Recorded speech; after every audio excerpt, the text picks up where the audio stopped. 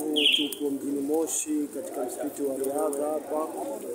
Vyombo vikiwa tayari vinatayarishwa kwa ajili ya safari ya kuelekea jijini Arusha.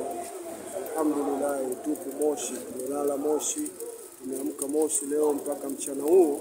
Tunatarajia kuagwa na mkuu wa mkoa wetu wa Moshi tayari kwa safari ya wanajai kwenda Arusha katika uchangiaji mkubwa wa damu pamoja na shura ya uhamasishaji katika ukizindua kituo cha JAI Arusha kufanya kazi kama vile inavyosema katiba ya JAI kwamba kila siku pale hospitali tunawahudumia wagonjwa na madhaifu katika hali zao.